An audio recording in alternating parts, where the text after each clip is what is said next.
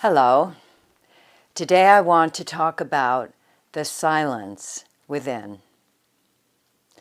I'm sure that many of you that have a meditation practice and others who haven't developed one yet have at moments felt that silence that is deep within. There is a wonderful chapter in Moby by Herman Melville called the Grand Armada. The whaling ship has come across a huge amount of whales unexpectedly, and all of the whaling boats go over to harpoon as many whales as they possibly can. And in Ishmael's boat, there is a storm that comes very quickly off the horizon.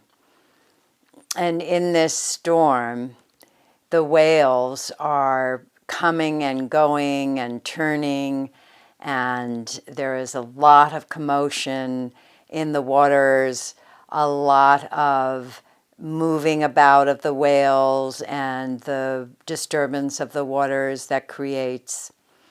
But as Ishmael's boat is carried along, they reach this center, which he calls a lake, because it is so very calm.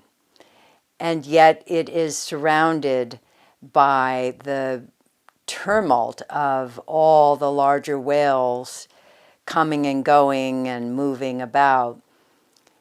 But this center is a place of silence and calm. And within this incredibly serene lake, where there is great visibility in the water, Ishmael sees all these nursing whales and their babies just lying very peacefully and calmly within this lake, and being very, there is no fear. They feel no fear, and some come quite near the whaling boat. And there's just this lovely center of calm within the storm around. Ishmael draws an analogy and speaks of his own center of calm, where it is silent, and yet it is surrounded by all of the tumult of the relative field of life, all of the actions here, the comings and the goings, all of the thoughts, the tumultuous life here in the world. And yet in his center is that calm, serene joy. This is that silence deep within, the ocean of bliss, that joy of that silence deep within each one of us. Maybe you are fortunate to be able to experience that silence within you on a regular basis. But a sure way to experience that silence within is with a meditation practice that transcends all the tumultuous goings and comings and actions and thoughts of the relative field and of your mind. When you have a technique that allows you to transcend the relative field, to transcend your mind, then you are left in the experience of the self, revealing itself to itself by itself. This is that center deep within, that silent lake of calm and peacefulness.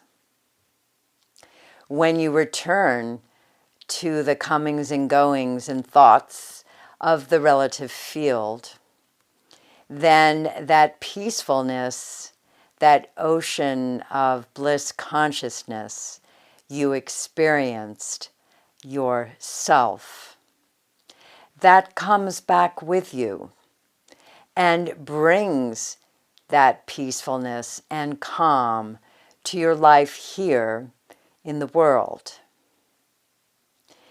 When you transcend regularly and repeatedly, then more of those wonderful qualities of the ocean of bliss consciousness come out to be lived here in the world.